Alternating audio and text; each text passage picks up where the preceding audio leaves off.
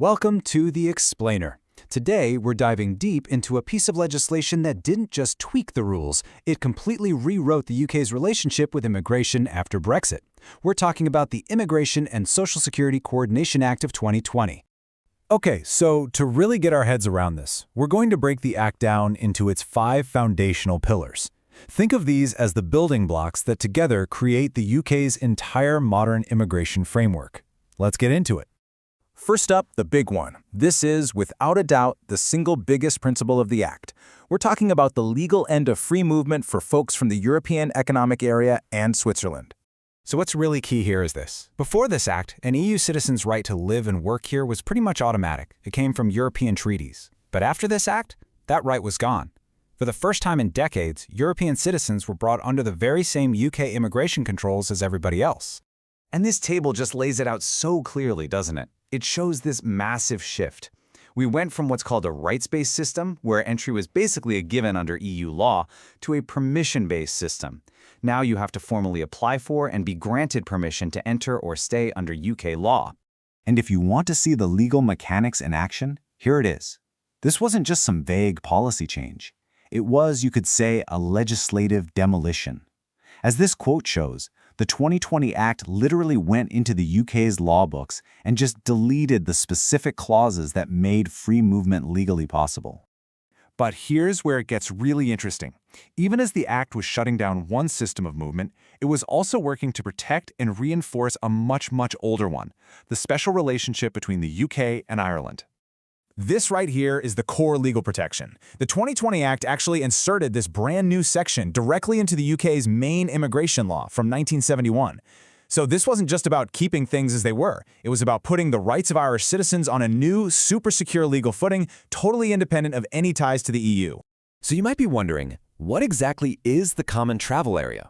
Well, it's this unique zone that's been around in one form or another since the 1920s, long before the UK was ever part of the EU. The 2020 Act makes sure this historic arrangement continues, making it a really unique exception in the whole post-Brexit system. Okay, next up. The Act wasn't only about removing old laws, it was also about creating new responsibilities for the government. This third pillar is all about a new duty that was placed on the Home Secretary, specifically concerning vulnerable people in the EU hoping to find safety in the UK. So what you're seeing here is a very clear 4-step legal duty. The Act basically says the government has to review, consult the public on, and then report back to Parliament about safe and legal pathways for people seeking protection. And it puts a special legal focus on unaccompanied kids trying to reunite with their families here. All right, now we get to one of the most powerful and, sometimes controversial parts of the whole Act. This is all about the new tools it gave to government ministers to change other laws. You might hear lawyers or political commentators talk about Henry VIII powers, and this is exactly what they mean. It's a clause that lets a minister change a major law, an actual act of parliament, using a quicker process with less debate. And that's why they can be controversial. It's seen as a kind of legal shortcut, and a really powerful one. Now, in this Act, these powers had a very clear job. Think about it. Ending over 40 years of EU law left tons of references and rules all over the UK's legal code that just didn't make sense anymore. These powers were designed to give the government the speed and flexibility it needed to do this huge technical cleanup job. And that brings us to our 5th and final pillar. This one deals with the incredibly complex but absolutely crucial question of what happens to people's social security rights, we're talking pensions, benefits, healthcare, when they move between the UK and the EU. This is the bottom line right here. Part 2 of the Act basically gives the UK government the power to rewrite the rules. It provides the legal authority to change the old EU laws that used to figure out who pays for what, where, and when for things like pensions and healthcare access. As you can see, the Act lets ministers change these very specific EU regulations. This is what allows the UK to unplug from that integrated EU-wide social security system.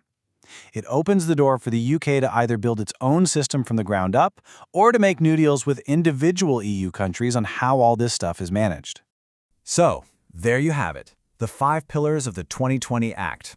It ended free movement, it protected the Common Travel Area, it created new duties, it gave the government sweeping new powers, and it set the stage for a whole new social security regime. It's the blueprint, the legal architecture for the UK's immigration policy outside the EU. But, as the slide says, The blueprint is one thing. What actually gets built with it? Well, that's a story that's still being written.